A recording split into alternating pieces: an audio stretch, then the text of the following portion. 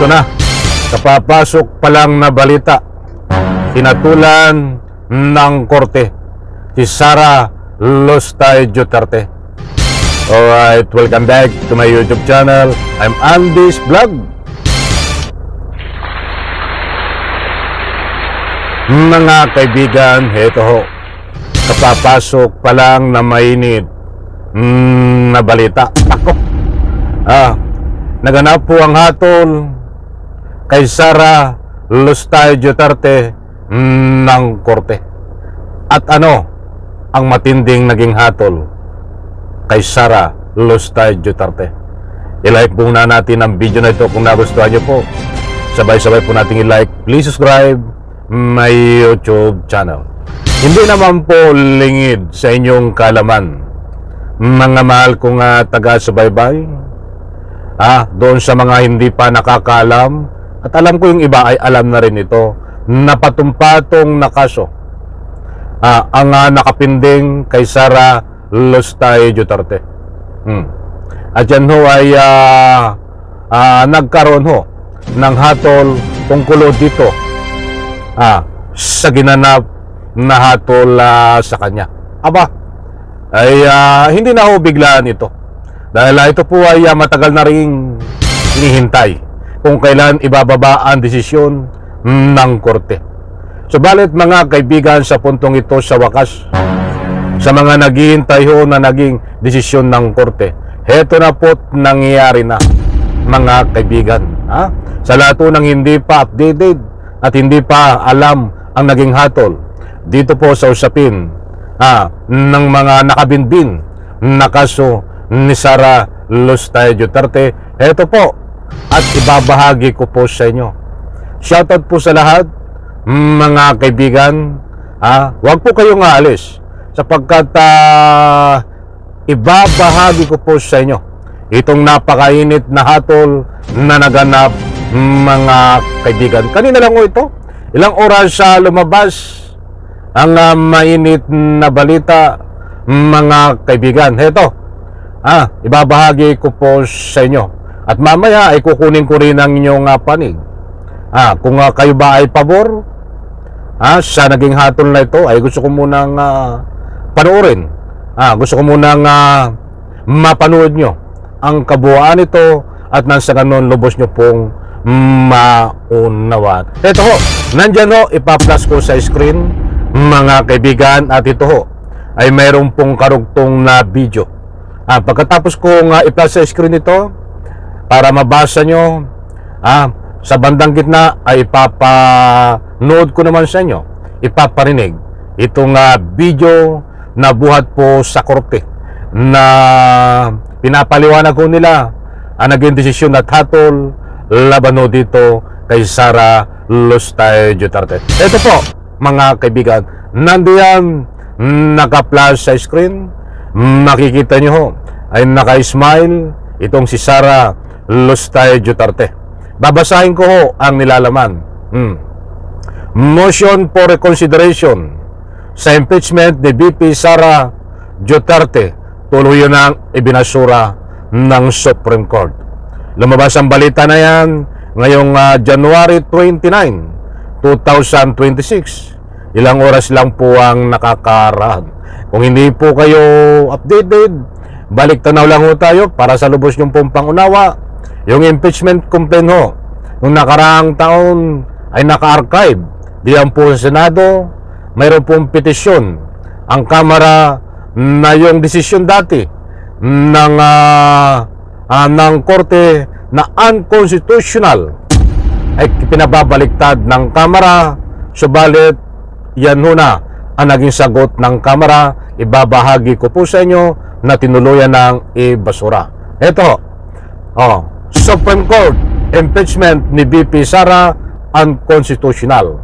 Talagang pinanindigan ng Korte Suprema na unconstitutional ang impeachment laban ho kay Sara Duterte.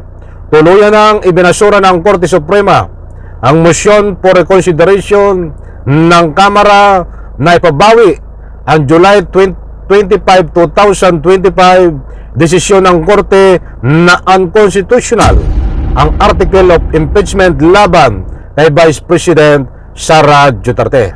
Sa anonymous na boto, ipinagtibay ng korte na hindi naaayon sa section 5 articles ng konstitusyon ang ika-4 na impeachment complaint na transmit sa Senado noong February 5, 2025. Disclaimer lang ho, mga mahal kong taga-subaybay,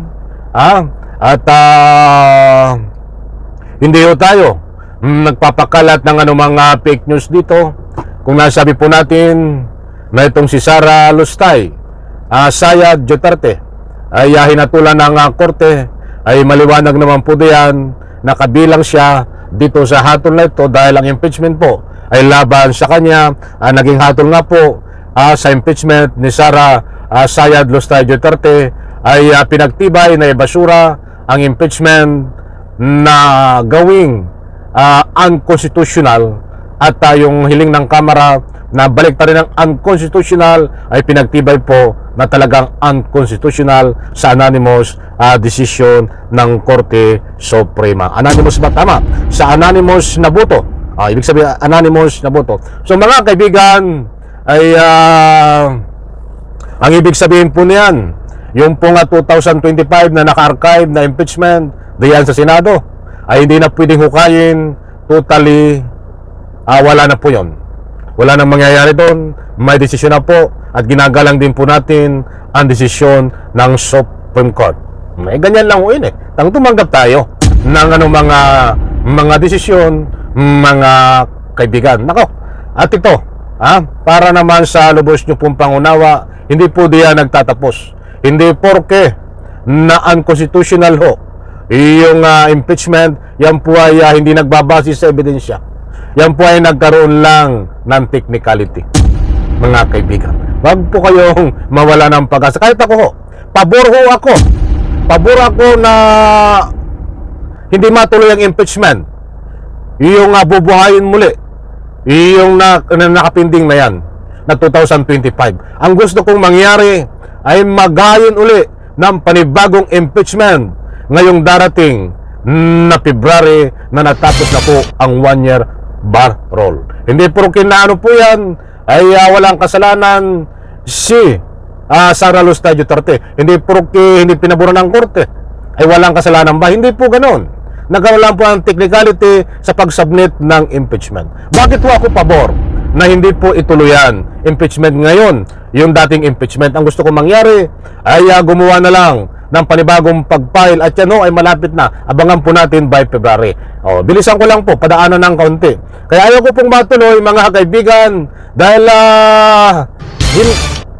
posible pa yung mga ebidensya dati.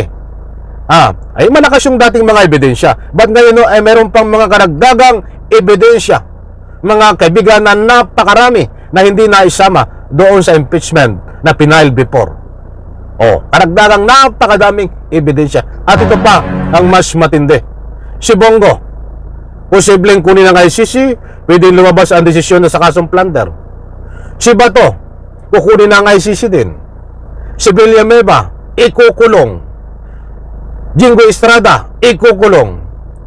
Chis Escudero, ikukulong.